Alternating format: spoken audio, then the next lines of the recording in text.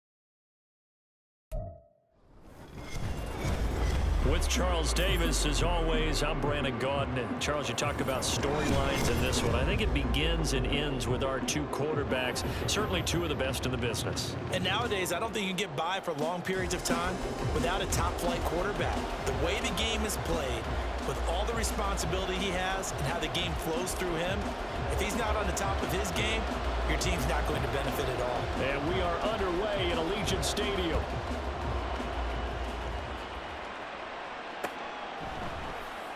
And we will not get a run back here to start. It's a touchback, and it will come out to the 25.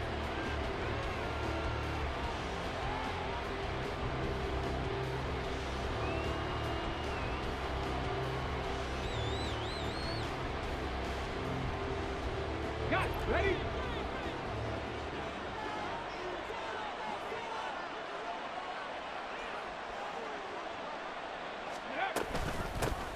This is Eric Dickerson, four-time rushing champ, and he can only manage to get a couple. 2nd and 8 coming up. Well, any lane that might have been open there was closed pretty quickly, and that was because the defensive front, they won that battle at the point of attack at the line of scrimmage. They used great leverage, held their spot, and stacked him up. 2nd down, Vic. This one complete to Jalen Waddle. And down he goes, but he takes it up to the 40. It's a gain of 13 and a first down for Atlanta. And that's a more than acceptable read right there because it's zone coverage, so timing is everything. This time he waits for his man to come open, puts it right on him, and they pick up a first down. A first down throw coming for Vic. Forced out to his left. Vic loses the football. It's out. Oh, and one of the linemen on the other side has got it. Much like a running back going through the line, quarterbacks have to be aware of protecting the football as well. He left it exposed that time, wound up having it knocked free, but fortunately, had an alert teammate who was able to get it.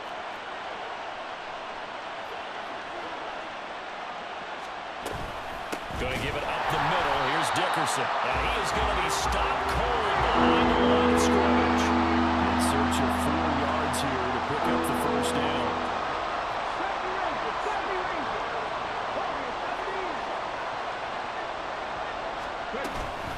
Inside give to Dickerson. And he's got the first down yardage before being taken down at midfield. Give him the 3rd down conversion. 5 yards on the play.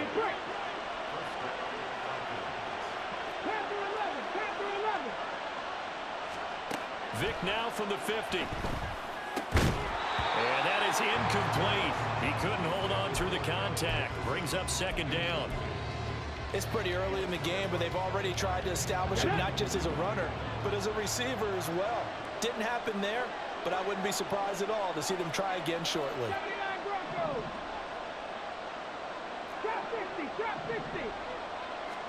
Vic to throw it. Out to his left. And now the ball's out. Fumble near midfield. 2nd time in this game, Charles, the ball is squirted out from his hands. Luckily, his teammate was there to pounce on it. You're right. Got the lucky bounce, able to retain possession. You know, we often talk about the combine and why do we measure quarterbacks' hands. Is that really a big deal? is for situations like this. Do you have the hands big enough and strong enough to hold on to the football while being jostled? Vic with the incompletion there on third down. Whether that's a little grabbing, a little hand fighting, but any means necessary on third down, he was able to get the job done in the secondary and swat that one away. Fourth down, Vic. Working the middle of the field, and he's got a man complete. And they'll wind up getting this one all the way down inside the 20. They go for it on fourth down, and it pays off big time as they pick up 29. Well, it all came together on that one, didn't it? Big-time throw on fourth. Now that had to feel good, didn't it? Taking that type of a gamble there and making it pay off. What a throw. And tough as a receiver because no matter how perfect the pass, you know it's fourth down and you got to convert. A little bit of extra pressure, but he overcame it. Rolling to his left. Give him a couple on the scramble. It's second down.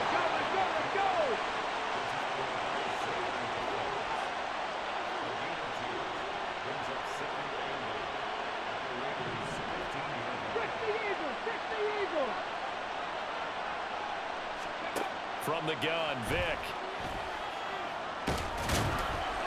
And he's brought down just outside of the 10 at the 11. He'll wind up getting 4 there on his own, but it will leave him now with a third down situation.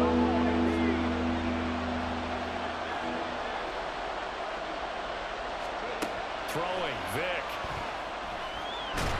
And he is going to go down. Back at the 11-yard line.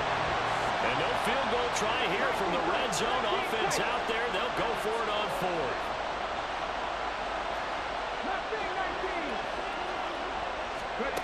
Here's Michael Vick. Eluding the pressure. And he is going to go down. Back at the 11-yard line. The Falcons go for it, but it doesn't work out. And on the opening drive of the afternoon, the defense forces a turnover on downs.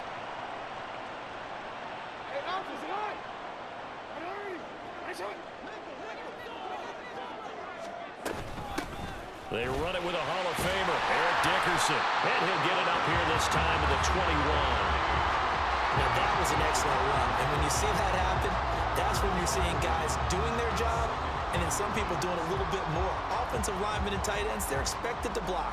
But the wide receivers, all they want to do is catch passes. So when they block on a big-time running play and create extra space, you've got to hit the jackpot there.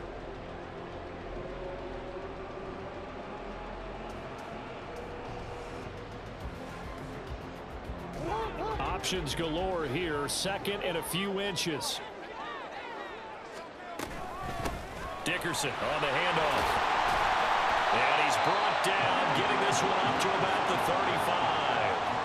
35. 14 yards is the pickup there at a Raider first. Back-to-back good plays have him on the move on first down.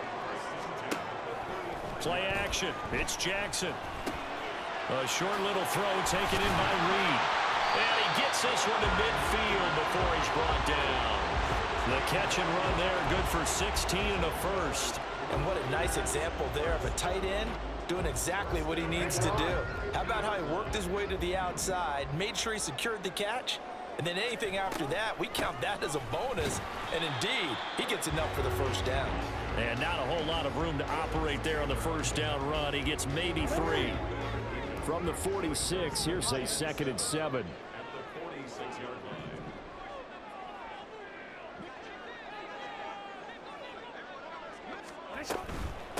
A carry for Dickerson. And he's going to get this one down near the 45-yard line. They had 3 yards on first down, just 1 yard there. Defensively, we always know that he is tough in run support, and I think the way that he gets there is he understands what an offense is going to do before the ball's even snapped. A great job of scouting prior to the game, then reading, reacting, and taking the right path to the ball carrier. Jackson. Escaping the pressure right. Nothing open downfield, so he'll throw it away.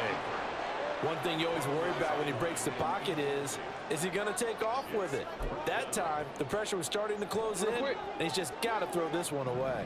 And no move to get the offense off the field. They're going on 4th and 5. Able to find the open man. That's That's complete. And he is going to have the Raiders first down by a good 3 yards as they convert on 4th and 5. No, we changed it. Now it's Jackson. And down he goes. They sack him back right around the 41-yard line. Multiple players combined for their team's first sack of the game. So maybe just a momentary setback on what's been a great drive so far, but 2nd and 13 here. Now here's a throw right side taken in by his tight end. He'll get this one down near the 20-yard line, just shy of the 20. 2 minutes on the clock in what's been a scoreless first half.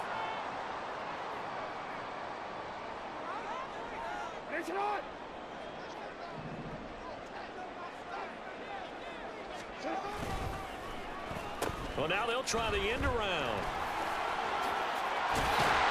And they've got it inside the 10 at the 8. Another strong gain on the last 2 plays. They've moved it a combined 33 yards.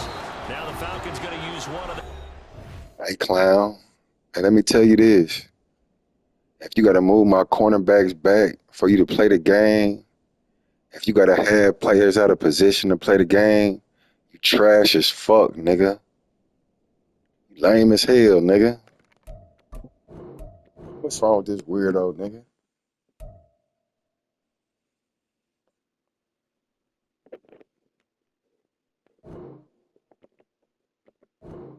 Fuck wrong with these weirdos, nigga?